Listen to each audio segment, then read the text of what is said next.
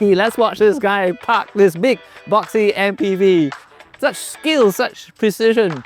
Not bad looking either. And you know what? That actually might look tricky, but it could be worse because that is the Maxus Mifa 7. It's actually a medium electric MPV. It's kind of right size for Singapore's narrow lanes and tight car parks. And guess what? This one has been right sized in the motor department as well. It's been detuned to 108 kilowatts. That means you can buy it with the cheaper category A COE. So it's kind of right size body, right size motor. Sounds perfect for Singapore, but is it actually any good?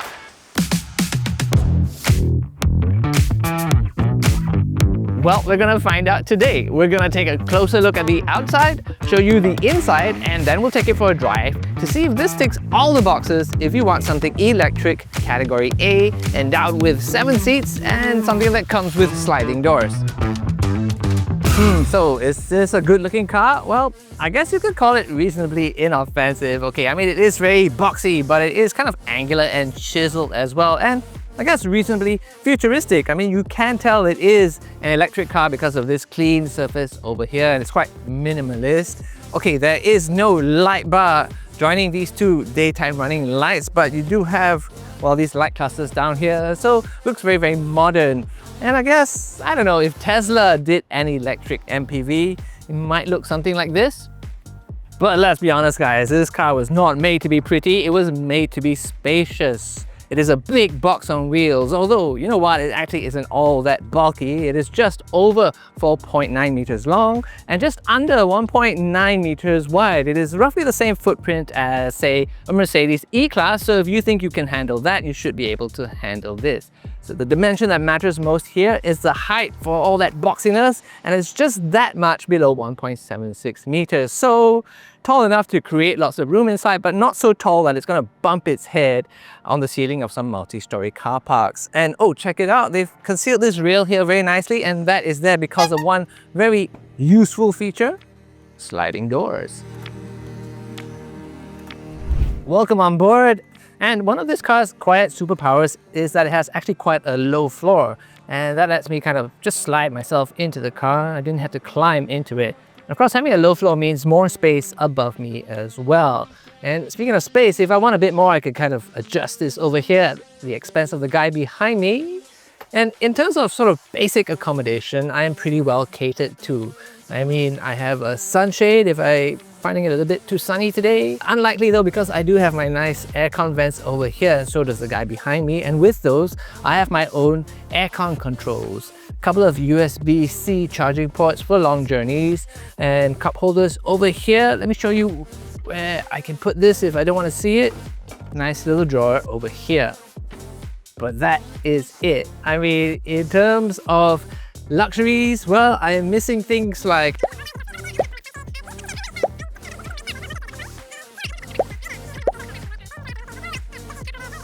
so, you know, the bottom line is this. I think this car is set up not as a luxury car, and it really isn't catered to the businessman. It really is more a car for the family man. Oh, and by the way, if you're finding this useful, please hit that subscribe button. It really helps us out, and I really rely on the validation. That's what my therapist says anyway. Okay guys, if your car has 3 rows of seats, then you really want to see what it's like to get into the 3rd row. Let me show you what it's like here. I do this, and then I pull a different lever to slide this forward. And note, that's all muscle power, no electricity, unfortunately. Okay, and here's the worst part. I can only do this, I think, because I eat 1 meal a day. Okay. Whew. Okay, that was a faff, but now that I'm actually back here, I don't feel so bad because I've got a lot of headroom and quite a bit of leg room as well. Okay, my knees are pretty high up, and that's often the case in the 3rd row of any car, but I do have cup holders here, as well as a USB-A charging point here. And of course, you don't want to just keep cups there. You can empty out your pockets, make yourself more comfortable, and keep your crap over here. Now, remember, this car is only about as wide as a Mercedes E-Class, but, you know, the Maxus Mifa 7 apparently has a compact suspension design, and that's why the wheel arches don't seem to intrude too much into this car. Many 3-row cars are only 2 seats in the back, but this one has 3 headrests and 3 proper seat belts, so you know what that means. Now, I don't have any friends with me here today, but we did do another shoot with this car and we did get 3 adults into the back of the Mifa 7. Ideally, it should be kids back here, but yeah, if it's full-grown people, then I think they should be good friends. And there is a chance that at the end of the long journey, they might be ex-friends. So time for me to get up, but I think I've just spotted an easier way for me to do that. Okay, there is a walk-through design, so that is a better way to get out of the car, and you can do the same in reverse, of course. And either way, I think it works best if you're either slender or have some flexibility, but thank goodness for handles like these for senior citizens like me.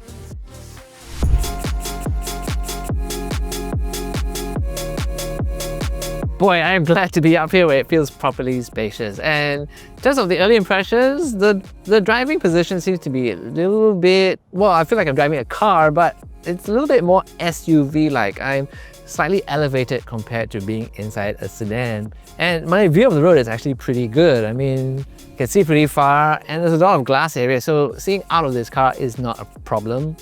It's not majestic, but it is clear. And I want to say that this car, right, it does feel a little bit wide, but overall, I don't feel like I'm driving a bus. And you know, there are some sort of Chinese luxury MPVs that are very grand, but driving them can really feel like you're driving a battleship. This one doesn't really feel like that. It feels like a medium car on the outside, and it feels like a medium car on the move. Okay, is this car great to drive? I mean, of course not. It's not even good to drive, but got a bit of wheel spin there. But I do have, okay, 108 kilowatts. What's that? Like 147 horsepower. And keep in mind, this car is 2.2 tons, okay? So I thought the 0 to 100 was something like 12 seconds, and then I went and looked it up. It's actually 14.7 seconds. But I do have quite a lot of torque low down. You could hear the wheel spin there earlier. So when you're taking off from standstill, it actually feels well, decently lively, I would say. And in terms of like city traffic, you can kind of keep up. Keep in mind, if you really want, you can still buy the Category B version that has 245 horsepower, but that is something like $17,000 more expensive. So I think on balance, I would take it. I mean, you can kind of keep up with combustion traffic. Let me just floor it here. No wheel spin that time. And you know what? In terms of like the steering and that kind of thing, I think if you're looking for an electric MPV to be fun to drive, you're really doing the wrong thing. That would be like buying a refrigerator so that you can store your books. Bottom line is, this car can keep up with traffic. And anyway, lots of Category A electric vehicles are kind of slow as heck as well. So when you drive this, you're not really missing out on much. Okay, so let's say this car is kind of so boring to drive until I fall asleep. I'm gonna pretend to fall asleep here and just gonna close my eyes. You hear that warning bong there. This is moderate distraction, please drive carefully. And there is actually a camera over there that's watching me. So when I closed my eyes, I think it could tell I wasn't looking ahead. And you know, it's got other sort of driving assistance systems as well. I've got adaptive cruise control, I've got lane keep assist, blind spot monitors, all kinds of warning. Again, warning me about being distracted because I'm talking to you. All these systems from the larger Maxus Mifa 9 are here. So even though this is a smaller car than the Mifa 9, it is just as smart. Anyway, right, what matters in a car like this is comfort. And I would say that you can hear a little bit of road noise from the tires, but the suspension does seem to cope with the car's weight pretty well, and it copes with our road conditions pretty well as well. All that is at Singapore speeds, of course. I don't know what this car would be like, say, on the north-south highway when you're flying along at 130. But in terms of overall comfort on a day-to-day basis in the city, I would say it ticks that box pretty well. Okay, so I've been banging on about how this car is medium, is right size for Singapore. So here we are in the oh-so-familiar car habitat known as the multi-story car park. Okay, this ramp is relatively wide, but let's say I'm worried about scuffing a wheel or something. I do have this 360-degree camera. I've got a nice view of the curb over there so that I can see where I'm in danger of like scuffing these lovely wheels. And I can, of course, get the whole 360 view from the top. You can set it to trigger when you're driving at low speed and turning on a signal, that kind of thing. So maybe it's not great to rely on these things, but it is good to have them very, very handy. Okay, so now let's actually put this car into a parking spot and let's test my parking skill, or rather let's test this car's parkability. So, okay, I haven't been driving it that much, I have to say. It's only been, what is my second day driving? Not that I want to make excuses, but let me see how I get on here. This is the typical like reverse into a parking spot maneuver that Singaporeans have to master. And oh, let me see, am I gonna need a second go? Actually, no. And you know what? I am actually looking quite good here, and I'm actually doing it by mirrors. I mean, the car is actually quite easy to see out of, and I do have this camera here, but you know, I can just use it to make sure that I'm right in the center of the lot and that my car is pointed straight. So yeah, that's looking actually pretty good, and I think I am safely home and relatively unstressed.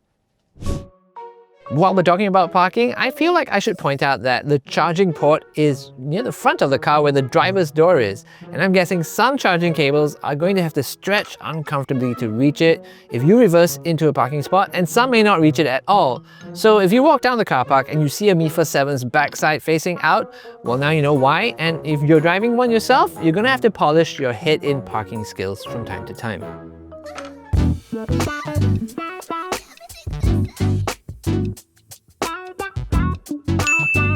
And by the way, if you're curious about charging times and range, well, the Maxus has a 90 kilowatt-hour battery, and that's good for a claimed 480 kilometers. If you can find a 120 kilowatt DC charger, you can take the battery from 5 to 80% in 40 minutes.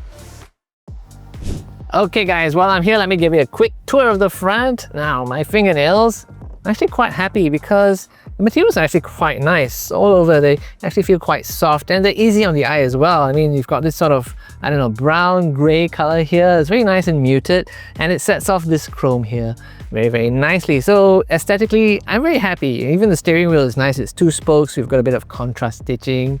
So the designers did their work well. In front of me is a 12.3 inch screen, another 12.3 inch one here. So not huge by today's standards, but actually I think it's easy to use. It's pretty responsive. And I think once you figure out where everything is, yeah, it's quite easy to live with. Oh, you have a row of switches down here as well, and they're actually quite nice to use, but I have to say they're not haptic, so they don't give any feedback, but they do remind me of the Kia setup, which is quite nice. Now, on the plus side, you have things like Android Auto and Apple CarPlay. Let me show you what that's like. So you know the drill over here, but I do have to say there is no 0 layer over here. What I mean by that is if you want to say turn up the aircon or something, you have to get out of your CarPlay, go back to the screen, and then do your adjustment here. So we know family life can be messy, so let's talk about storage a little bit. I've got a space here for my mobile phone. This is a charging pad. If I don't want to charge it, it's over here. A little bit of space underneath here, but for some reason, I don't know, there's still a bit of a hump over here. So this doesn't go all the way down to the floor. So I don't know, if you have a big handbag or something, not so sure how that would work out. Cup holders, and there is a compartment here between the front seats, but it actually doesn't go too deep, and that's because it needs space for the drawer in the back. Oh, and speaking of storage, now let me show you how much space you have in the back of this big, beautiful booty. And on paper, you have 270 liters of cargo capacity with all seats upright. And I know that doesn't sound like much, but you do have quite a lot of vertical space here, so your luggage can stand upright.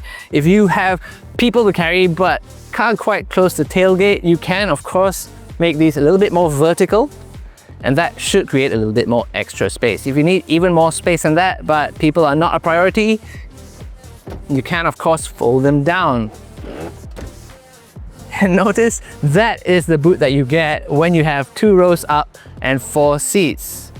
And I want to make the point that it doesn't feel like the Maxus has an actual boot. There's no clear separation between these 2 zones. There's no luggage cover, and you don't get useful things like hooks for your grocery bags and stuff like that. But to me, the biggest deal breaker could be the fact that Maxus hasn't quite figured out a way to make these fold into a flat surface, and this hump is going to be here permanently, and you can't actually move these backwards and forwards to play with the amount of space that you have available here. So there is space, but versatility would have been nice too.